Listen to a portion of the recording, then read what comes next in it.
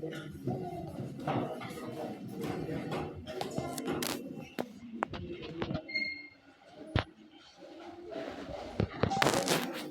सारे बेटा कर दो बंद।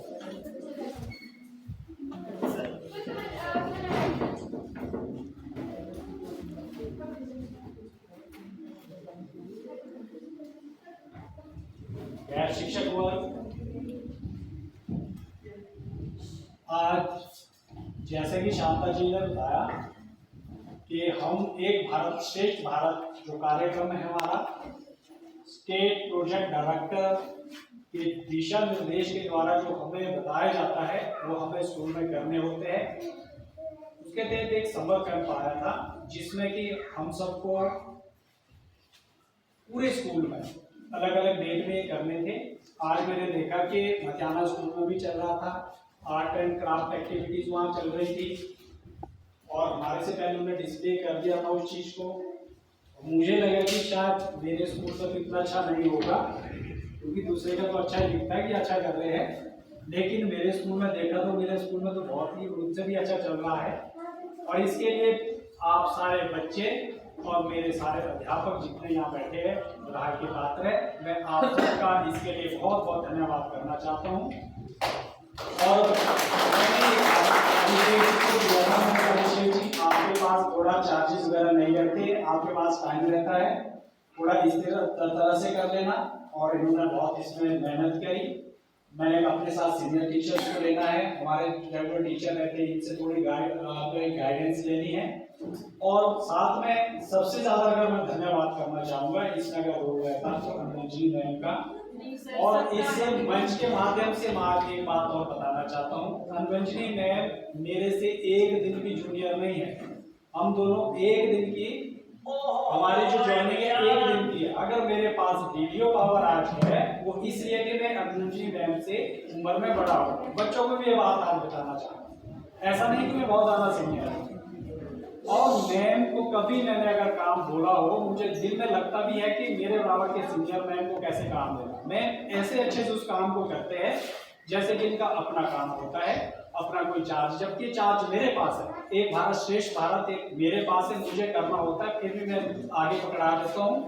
और मैम आपका बहुत बहुत धन्यवाद। मेरे स्कूल के जितने भी अध्यापक साथी हैं, कोई भी काम को दे दो बड़े अच्छे से करते हैं। शास्त्री जी को अगर तो संस्कृत का काम दे तो ये तो इतने अच्छे से करते हैं कि इतने अच्छे विद्वान हैं, संस्कृत में बहुत अच्छे से काम करते हैं। इन्होंने मॉर्निंग असेंबली में बहुत सारे रिफॉर्म्स लाए और आपने देखा होगा संस्कृत का कार्यक्रम चल रहा था जो थोड़े वर्ड्स बोलने थे, इसमें भी इन्होंने बहुत अच्छा बोला। और सबसे ज्यादा अगर खुशी मुझे हुई है तो प्राइमरी के बच्चों को देखकर। मैं पीछे से आगे बताया था सीमा मैम धर्मपाल जी से CST सर से कि इनकी पार्टिसिपेशन भाई बहुत जरूरी करवानी है क्योंकि हम अब एक ही कैंपस में हम एक हो गए हैं और इनकी पार्टिसिपेशन दिखनी चाहिए। तो आज बच्चों ने मंच पर आके बहुत बढ़िया से पार्टिसिपेट किया, कहानियाँ सुनाई, डांस किया। एक बच्चे ने तो सिलसिले मिलन का बड़ा अच्छा गाना गाया, सबको बड़ी खुशी सुनकर बड़ा अच्छा लगा। और बेटा इसके माध्यम से दो चीजें क्लियर होती है स्कूल में। एक तो मंच पर आने की आदत हो जाती है। मैं अपनी बात बताऊं, 18-19 साल के कैरियर में मैं तो कभी मॉर्निंग असेंबली में खड़ा नहीं होता था, कहाँ तो मंच पर जाके बोलना। डॉक्टर साहब ने 2-1 बार जबरदस्ती आगे भेजा, थोड़ा नहीं बोलना पड़ेगा, बोलना पड़ेगा, उसके बाद कभी हटके नहीं बोलना। लेकिन समय का किसको पता होता है, समय ऐसा आया कि जिम्मेवारियां बढ़ गई, आज मजबूरी हो गई कि मंच पर भी बोलना पड़ता, मॉर्निंग असेंबली में बोलना पड़ता। एक मीटिंग को अभी ये थे वहाँ भी थोड़ी देर के लिए बोलना पड़ा। तो बच्चों ऐसा है, पता नहीं समय कैसा आता है, ये चीजें होनी चाहिए। पढ़ाई से ज्यादा ये चीज का होना, इन चीजों का होना जरूरी है।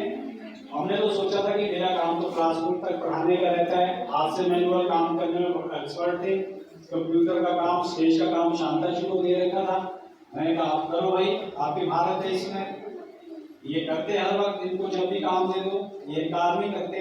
लेकिन अब पता चला कि नहीं भाई, सब आदमी को ये काम करना चाहिए, जब जब वक्त मिले, जैसे जैसा मौका मिले कर लेना चाहिए। हमें बोलते थे, मौका सर बोलते थे, दूसरे सीनियर्स बोलते थे, लेकिन लगता था नहीं यार हम कहाँ फंसे इसमें, कौन फंसता है इस काम में। बेटा ऐसा है, मॉर्निंग असेंबली में भी इसी तरह आके आपने बोलना है, सिर्फ गाना नहीं गाना है, बाकी जो आपको कहानी है, कुछ भी कविता वो सुनाते रहना है। और एक भारत श्रेष्ठ भारत के तहत जो कार्यक्रम चल रहा है, शांता जी ने बताया था कि ये सरदार पटेल के जन्मदिन से मतलब उनसे जोड़कर इसको शुरू किया हमारी सेंट्रल गवर्नमेंट करती है, क्योंकि हमारे देश को अखंड भारत बनाने में उनका बहुत बड़ा योगदान था। हमारे भारतवर्ष में 18 ऐसी रीजनल लैंग्वेज है जिनको संविधान में मान्यता दी है। वो उस स्टेट में अपने क्लासरूम की जो पढ़ाई है अपनी उसमें करवाते हैं, मलयालम में, पंजाबी में, जैसे हम लोग हिंदी में करवाते हैं। हमारी रीजनल हिमाचल प्रदेश की रीजनल लैंग्वेज नहीं है, तो 18 स्टेटों को मान्यता दी है। लेकिन अब कार्यक्रम ऐसा है एक भारत श्रेष्ठ भारत का कि इसको ऐसा हो कि हिंदुस्तान ही बढ़ जाए, रीजनल लैंग्वेज के आधार पर ही बढ़ जाए। इसलिए एक दूसरे की स्टेट का मतलब कि ज्ञान होना जरूरी है। कौन से स्टेट में क्या खाना खाया जाता है, कैसे बनाया जाता है, कैसा पोशाक पहने जाता है, किस तरह की ड्रेसेस होती है, कैसा गाना गाया जाता है, कैसा डांस होता है, ताकि हम लोग एक दूसरे से जुड़े। मतलब यूनिटी डाइवर्सिटी होता है ना, तो वो देखने में आना चाहिए। ऐसा नहीं होना चाहिए कि हम अखंड भारत में बने ये नहीं भाई पंजाब से हमें नहीं लेना है, मलयालम इतना दूर केरला हमें क्या लेना है। लेकिन ये चीजें तब काम आती है अगर कभी केरला का जाने का हुआ, वहां पर लोग एक मलयालम जानते हैं और इंग्लिश जानते हैं।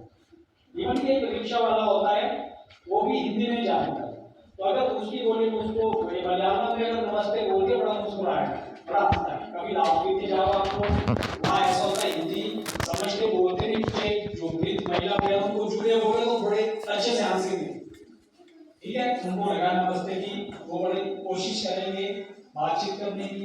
तो ये बहुत अच्छा माध्यम होता है। अगर कुछ एक वर्ड्स हमें आते हैं तो दूसरी स्टेट जाने का मौका मिलता है। वहां पर ऐसा होता है कि हिंदी भी नहीं जानते, इंग्लिश भी नहीं जानते, तो अपनी बोली बोलते हैं, वहाँ की जो रीजनल लैंग्वेज रहती है, तो ये जानना जरूरी है।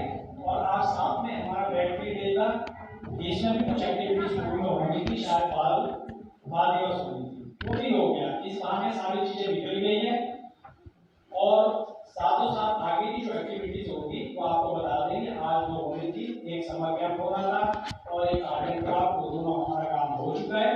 अगली जो एक्टिविटीज रहेगी वो सैटरडे या दूसरा ऐसा कुछ टाइम देकर उसको किया जाएगा।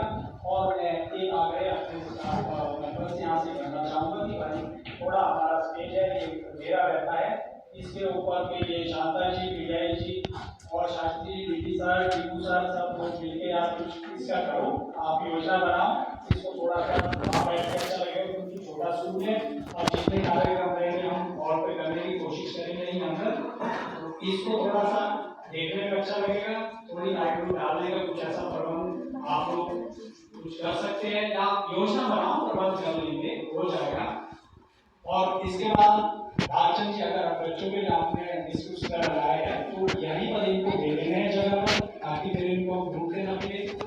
और स्टाफ मेंबर इसके बाद जब काम करने के लिए ऑफिस में बैठ जाना और लंच भी होना, भी तो शायद लंच भी नहीं किया किसी ने। और मैं दोबारा से एक बार स्टाफ मेंबर्स का आज की इस एक्टिविटी कराने के लिए आपके सहयोग के लिए बहुत बहुत धन्यवाद करता हूँ।